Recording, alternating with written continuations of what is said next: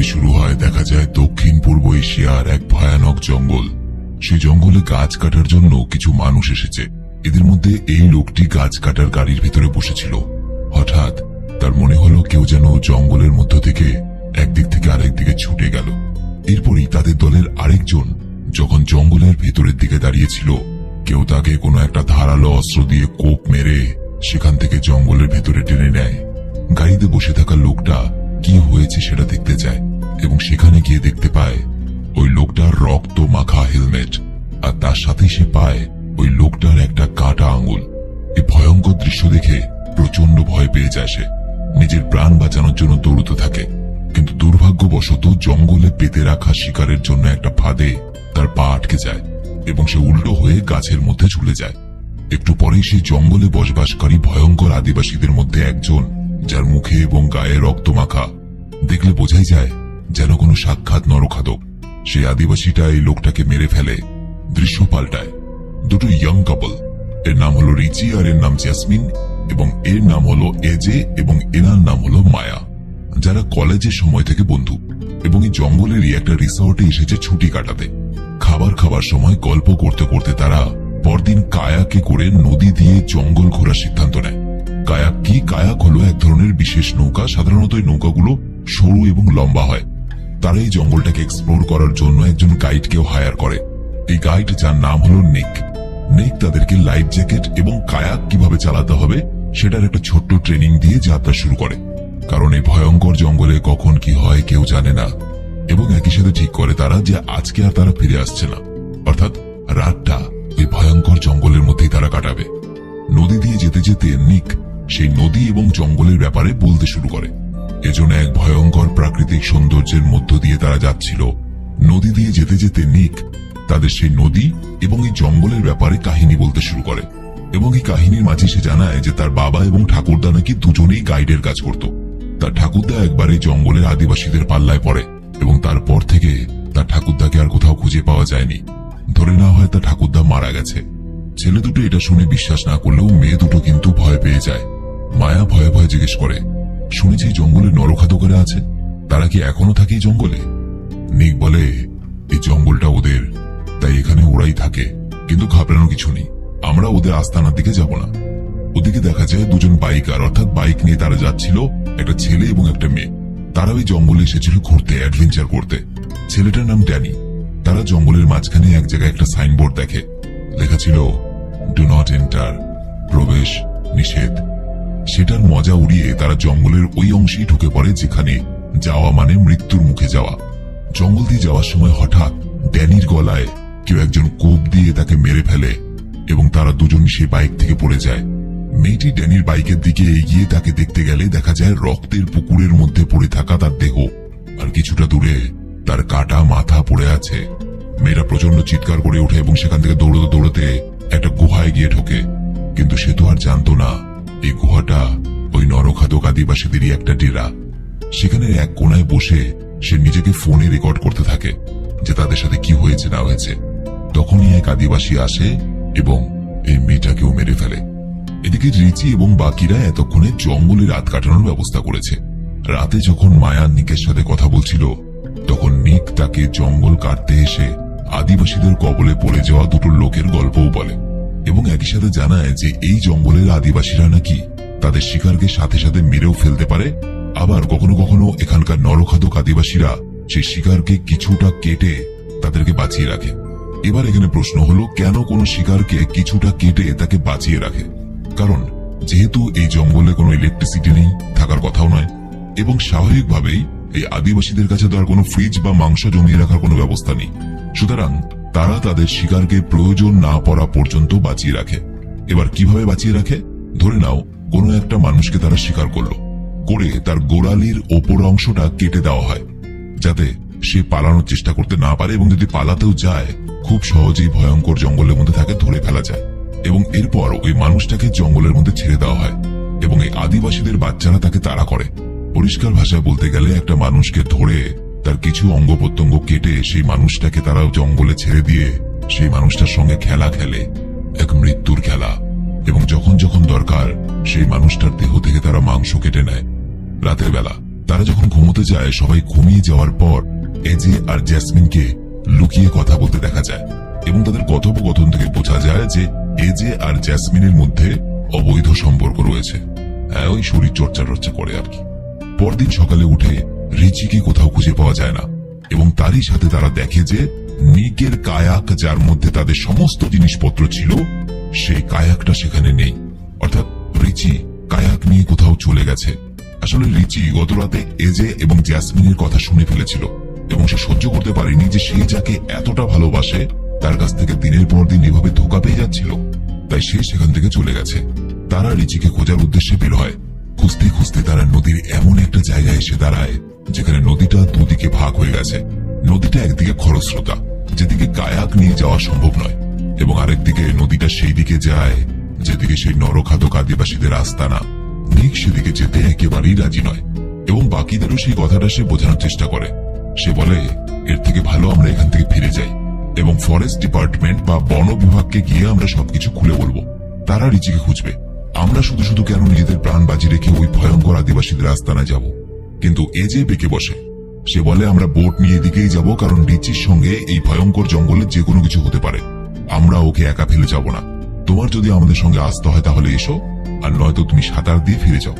এই ভয়ঙ্কর জঙ্গলে যেখানে পদে পদে মৃত্যু অপেক্ষা করছে, সেখানে একটা মানুষ সাঁতার দিয়ে লোকালয়ে ফিরে যাওয়ার তো রিস্ক নেবে না।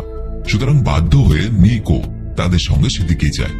কিছু দূর গিয়ে তারা রিচির কায়াকটাকে জঙ্গলের ধারে দেখতে পায় এবং রিচিকে খোঁজার জন্য জঙ্গলের ভেতরে প্রবেশ করে। কিন্তু নিক তাদের সঙ্গে যেতে চায় না। সে বলে, যদি তোমরা 1 ঘন্টার মধ্যে ফিরে না আসো তাহলে আমি কায়াকটা নিয়ে চলে যাব। তারা রিচিকে খুঁজতে জঙ্গলের মধ্য দিয়ে একটা গুহায় পৌঁছায়। এদিকে কায়াকের মধ্যে নিক যখন অপেক্ষা করছিল, হঠাৎ জঙ্গলে কিছু একটা নড়তে দেখে হাতে একটা ছুরি নিয়ে জঙ্গলের ভেতরে যায় এবং সেখানে গিয়ে সে অবাক হয়ে যায়, কারণ সেখানে মৃত মানুষদের পোশাক পরানো একটা পুতুল আর কিছু জিনিসপত্র ঝুলছিল। আর সেখানেই তাদের জন্য অপেক্ষা করছিল নরখাদক আদিবাসীরা। চোখের সামনে হঠাৎ করে তাদেরকে দেখতে পেয়ে সে খুব ভালো করে বুঝে যায় যে তার সাথে কি হতে চলেছে। সে প্রাণ ভয়ে দৌড়তে থাকে এবং দৌড়তে দৌড়তে কায়াকে ফিরে সেই কায়াকটা নিয়ে পালিয়ে যাওয়ার চেষ্টা করে। কিন্তু হঠাৎ সেই নদীর জল থেকে একজন উঠে আসে এবং তার গলা কেটে তাকে মেরে ফেলে। তার রক্তে সেখানকার জল লাল হয়ে ওঠে। এদিকে দেখা যায় এজে, মায়া এবং জ্যাসমিন একটা গুহার ভেতরে ঢুকেছে। সেই গুহার ভেতরে চারদিকটা তন্ন তন্ন করে তারা খুঁজে দেখছিল। হঠাৎ রিচি তাদের সবার সামনে এসে সবাইকে চমকে দেয়, কারণ রিচি সেখানে ছিল। এবং তারপর তারা 4 জন আবার কায়াকে ফিরে আসে এবং সেখানে ফিরে তারা নিক এবং তার কায়াকটা দেখতে না পেয়ে মনে করে সে হয়তো তাদেরকে ছেড়ে চলে গেছে। কিন্তু তখনই মাটিতে পড়ে থাকা নিকের ছুরিটা তারা পায় এবং এটা দেখে তাদের একটু সন্দেহ হয়। তারা পরিষ্কার বুঝতে না পারলেও কিছুটা তো বুঝতে পারে যে নিকের সাথে কিছু তো একটা হয়েছে। এরপর তারাও নিজেদের কায়াক নিয়ে ফেরার পথে নিকের কায়াকটা দেখতে পায় আর এজে দেখে যে সেই কায়াকের মধ্যে রক্ত লেগে রয়েছে, তাজা রক্ত। এবার তারা নিককে খোঁজার সিদ্ধান্ত নেয় এবং নিককে খুঁজতে তারা জঙ্গলের আরেকটু ভেতরে গেলে দেখে একটা পাত্রে গরম জল ফুটছে।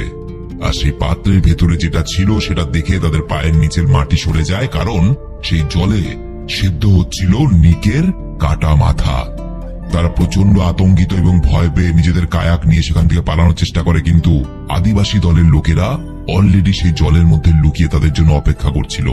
কিছু দূর পালানোর পর নদীর উপরে একটা গাছ পড়ে থাকতে দেখে তারা কায়াক থেকে নেমে সেই কায়াকটাকে গাছের নিচ দিক দিয়ে পার করায়। আর এই সুযোগে জলে লুকিয়ে থাকা আদিবাসীটা তাদের উপর হামলা করে দেয়। তার সাথে লড়াই করতে গিয়ে রিচি আর এজে দুজনেই আহত হয় এবং তার মাথায় পাথর দিয়ে মেরে আর বুকে ছুরি ঢুকিয়ে তাকে তারা মেরে ফেলে। এদিকে বিপদের মধ্যে আরেক বিপদ, ওই কায়াকগুলো এতক্ষণে জলে ভেসে চলে গেছে। সুতরাং তাদেরকে জঙ্গলের ভেতর দিক দিয়ে যাওয়া ছাড়া আর কোনো উপায় নেই, কারণ এই জঙ্গলের নদীও ভয়ানক বিপজ্জনক। এক তো এখানে কোথায় কি আছে কেউ জানে না, দ্বিতীয়ত আদিবাসীরা লুকিয়ে থাকতে পারে, তৃতীয়ত জঙ্গলের নদীতে কখন স্রোত আসবে, কোন জায়গা কতটা গভীর এটা তাদের জানা নেই, জানা থাকার কথাও নয়। সুতরাং তাদেরকে জঙ্গলের মধ্য দিয়ে পালাতে হবে। জঙ্গলে হাঁটতে হাঁটতে রাত হয়ে যায়। তারা এক জায়গায় দাঁড়িয়ে বিশ্রাম নেওয়ার সিদ্ধান্ত নেয় এবং তারা ঠিক করে যে একবার এক একজন লোক জেগে জেগে পাহারা দেবে। এভাবেই যখন তারা পাহারা দিচ্ছিল, এজের পাহারা দেওয়ার পালা আসে। এজে যখন পাহারা দিচ্ছিল সে পরিষ্কার বুঝতে পারে কেউ বা কারা তাদের উপর নজর রাখছে এবং আশপাশ দিয়ে যেন ঘোরাঘুরি করছে। অতি চালাকির সাথে এই যে একটা কাদার গর্তে গিয়ে নিজের সারা শরীরে কাদা মেখে সেখানেই শুয়ে পড়ে এবং ঠিক তার পাশেই তার ছুরিটাকে মাটির মধ্যে গেঁথে অপেক্ষা করতে থাকে সেই আদিবাসীটার সেখানে আসার। একটা আদিবাসী তাকে সেখানে খুঁজতে এসেছে এবং পরিস্থিতির সুযোগ নিয়ে সেই আদিবাসীটার উপরে হামলা করে দেয় সে। কিন্তু আদিবাসীর গায়ের শক্তির সঙ্গে এবং লড়াইয়ের সঙ্গে পেরে ওঠে না সে। এজের মাথায় কুরুল দিয়ে আঘাত করে সেই লোকটা এবং তারপর তার ঘাড়ে কামড় দিয়ে মারতেই যাবে যখন, তখন সেখানে রিচি চলে আসে। এজে একটা ঢালু জায়গা দিয়ে নিচে গড়িয়ে পড়ে যায়। সে তো বেঁচে যায়, কিন্তু রিচিকে আদিবাসীরা ধরে ফেলে। এরপর এজে দেখতে পায় যে আদিবাসী দলের কয়েকজন রিচির হাত পা মুখ বেঁধে এইভাবে তাকে টানতে টানতে নিয়ে যাচ্ছে। তারা এক জায়গায় এসে দাঁড়ায়। এজে কোন রকমে খুব সাবধানে মাটিতে হামাগুড়ি দিয়ে তার কাছে পৌঁছায়। তাকে দেখে রিচি তাকে বাঁচানোর জন্য ইশারা করতে থাকে, কিন্তু এজে খুব ভালো করে জানে যে একটা আদিবাসীর সঙ্গে সে লড়াই পারেনি, সেখানে এতগুলো আদিবাসীর সঙ্গে লড়াই করে সে জিততে পারবে না, আর না তো রিচিকে বাঁচাতে পারবে। তাই রিচিকে বাঁচানোর পরিবর্তে সে তাকে বলে, আমি কথা দিচ্ছি তোমাকে তো বাঁচাতে পারবো না, কিন্তু মায়া আর জেসমিনকে আমি অবশ্যই বাঁচাবো। এরপর দেখা যায় ওই আদিবাসীগুলো রিচিকে নিয়ে যায় এবং তার গোড়ালি কেটে দেয়। সে প্রচন্ড অসহ্য ব্যথায় চিৎকার করতে থাকে এবং তারপর সে আদিবাসীগুলো রিচিকে জঙ্গলের মধ্যে পালাতে বলে এবং তাদের দলের ছোট ছোট ছেলেগুলোকে বলে রিচিকে তাড়া করতে। তারা এভাবেই রিচির পায়ের গোড়ালি কেটে দিয়ে তার মজা নিচ্ছিল এবং কিছুক্ষণ ভাবে তার সঙ্গে এরকম মৃত্যুর খেলা খেলার পর শেষ পর্যন্ত তারা রিচিকে মেরে ফেলে।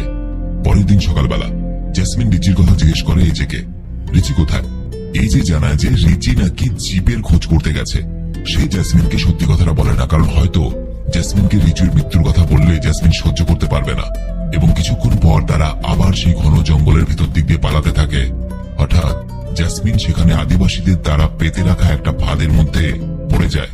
মাটিতে গর্ত করে আদিবাসীরা ধারালো একটা গাছের ডাল লাগিয়ে একটা ফাঁদ পেতে রেখেছিল, আর সেই গাছের ডালটা জেসমিনের বুকে ঢুকে যায়। সে প্রচন্ড ব্যথায় কাঁদতে থাকে। মায়া আর এজে কোন রকমে সেখান থেকে তাকে তোলে এবং তারা আবার পালাতে থাকে। তারা পালাতে পালাতে নদীতে পৌঁছায়। নদীর রাস্তা দিয়ে এগিয়ে তারা একটা কায়াক খুঁজে পায় এবং সেই কায়াকের সাহায্যে তারা আরো কিছুটা দূরে পৌঁছে যায়। কিন্তু আদিবাসী এলাকা থেকে তারা বেরোতে পারে না, কারণ জঙ্গলটা ওদের এবং এই জঙ্গলের কোনায় কোনায় ওরা ছড়িয়ে আছে।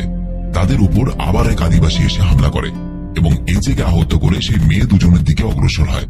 কিন্তু তাদেরকে কিছু করার আগেই এজে সেখানে চলে আসে এবং লড়াই করে সেই আদিবাসীটার মাথা কেটে শরীর থেকে আলাদা করে দেয়। এজে যেন তার সঙ্গীদের মৃত্যুর বদলা নিল এইভাবে। কিন্তু এজে এখানেই থেমে থাকে না, তার শরীর আর মনের মধ্যে বদলার আগুন ফুটছে। সে সমস্ত নরখাদক আদিবাসীদের পুরো গোষ্ঠীটাকে খতম করার জন্য সিদ্ধান্ত নেয় এবং একই সাথে সে দেখতে পায় অনেক আদিবাসী এদিকে আসছে তাদের সঙ্গীর বদলা নেওয়ার জন্য। এজে খুব পরিষ্কারভাবে বুঝতে পারে যে তারা তিনজন এখান থেকে বেঁচে ফিরতে পারবে না। একটাই রাস্তা আছে। কি রাস্তা? এজে এই আদিবাসীদের উদ্দেশ্যে বদলা নেবে এবং আদিবাসীদের সঙ্গে মারপিটে ব্যস্ত থাকবে, যাতে অন্তত এই দুজন মেয়ে পালাতে পারে সেই সময়। এজে সেই আদিবাসীদের সঙ্গে লড়াই করার জন্য অগ্রসর হয়, কিন্তু আদিবাসীরা সবাই মিলে এজেকে শেষ পর্যন্ত মেরে ফেলে এবং শেষ পর্যন্ত দেখা যায় ওই মেয়ে দুজন নদী বরাবর এগিয়ে একটা খাড়াই চড়ে ওপরে পৌঁছায় এবং ফরেস্ট ডিপার্টমেন্টের জিপ তাদেরকে খুঁজে পায়। ভয়ানক মৃত্যু আর নরখাদক আদিবাসীদের কাছ থেকে শেষ পর্যন্ত এই মেয়ে দুটো শুধুমাত্র বেঁচে ফেরে।